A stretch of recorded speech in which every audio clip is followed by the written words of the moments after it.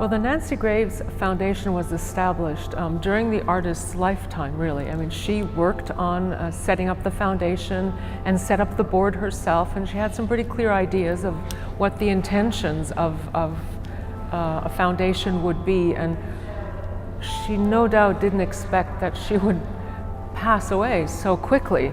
And so it was really quite great that she had given some thought to setting up the foundation. Nancy Graves, in her, has stated that, for her the camel was kind of a reference point of departure.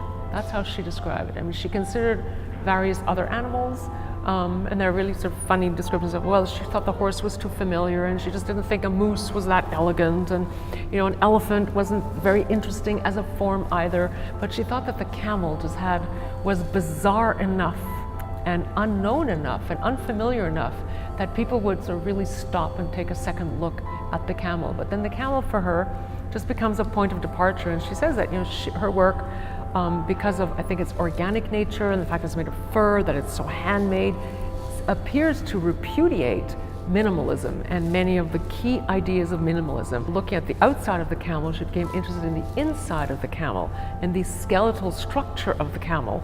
And then from the assembled skeleton of the camel, she then developed the idea of the scatter sculpture, of having all those bones all separate from one another, which is how you also find them. When you find them in an archaeological site. So a lot of these ideas that are central to minimalism, she was exploring them using the camel and the structure of a camel skeleton.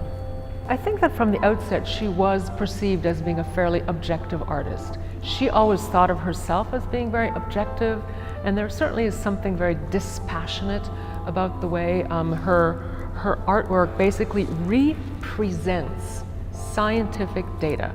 I mean, her maps, for example, the charts, images of scientific images like National Geographic type images, and she would also present her work in sort of displays, sort of arrayed and placed and sort of hung in a way that does suggest kind of a science museum or a natural history museum, and makes you ask, even beginning with those 3 camels that launched her career when they were shown at the Whitney, you sort of like, are these real? Are these taxidermied?